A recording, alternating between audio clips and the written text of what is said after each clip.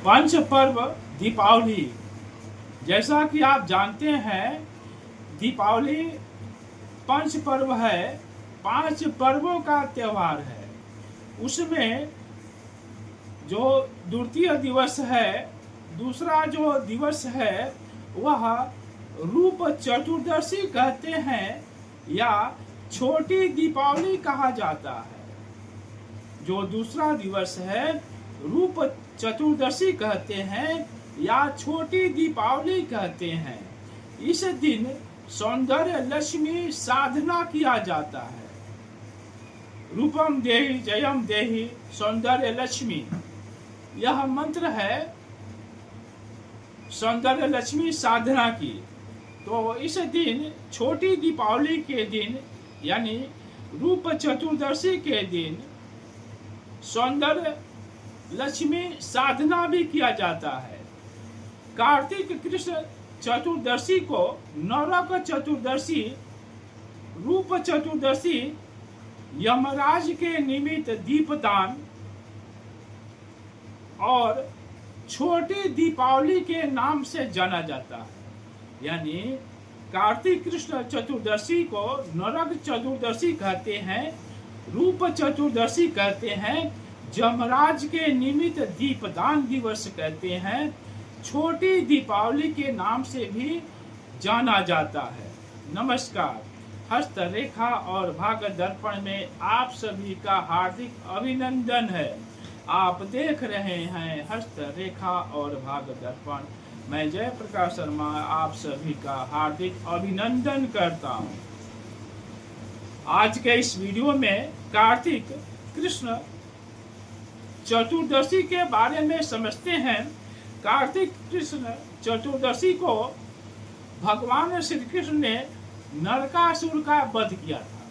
यानी इसी दिन कार्तिक कृष्ण चतुर्दशी के दिन भगवान श्री कृष्ण ने नरकासुर नामक राक्षस का वध किया था। नरकासुर ने देवताओं के माता अदिति के आभूषण छीन लिए थे। यानी जो नरकासुर राक्षस था वो देवताओं के जो माता जी थी उनके आभूषण छीन लिए थे। मंदराचल के मणि पर्वत शिखर को छीन लिया था। यानी मंदराचल के मणि पर्वत शिखर को छीन लिया था। देवताओं, सिद्धों और राजाओं की कन्याओं का अपहरण करके उन्हें बंदी बना लिया था। यह नरकासुर राक्षस यह देवताओं की माता अदिति के आभूषण छीन लिए थे। मंदराचल के मणि पर्वत को भी छीन लिया था, मणि शिखर को भी छीन लिया था। देवताओं, सिद्धों और राजाओं की कन्याओं का अपहरण करके उन्हें बंदी बना लिया था। अतः इस दिन भगवान श्री कृष्ण ने नरकासुर का वध करके उन कन्याओं का यानी उन कन्याओं की मुक्ति दिलाई। यानी जो भगवान श्री कृष्ण थे, नरकासुर नामक राक्षस का वध करके उन कन्याओं को बंदी गृह से छुड़वाया और सामाजिक मान्यता दिलाने के लिए अपनी पत्नी के रूप में उनका वरण किया। उन कन्याओं को जो बंदी नरकासुर ने कर दिया था, राजाओं की कन्याओं का बंदी गृह में डाल दिया था, उनको नरकासुर नामक राक्षस को वध किया और बंदी गृह से कन्याओं को छुड़ाया तथा सामाजिक मान्यता दिलाने के लिए उनको अपनी पत्नी के रूप में उनका वरण किया। इस दिन भगवान यमराज की पूजा करने से दीर्घ आयु की प्राप्ति होती है और उत्तम स्वास्थ्य रहता है। यानी इस दिन यमराज की पूजा करने से दीर्घ आयु की प्राप्ति होती है और उत्तम स्वास्थ्य प्राप्त होता है। नरक चतुर्दशी को रूप चतुर्दशी के नाम से भी जाना जाता है। नरक चतुर्दशी को रूप चतुर्दशी के नाम से भी जाना जाता है। इस दिन रूप निखारने का भी दिन है। इस दिन रूप निखारने का भी दिन है।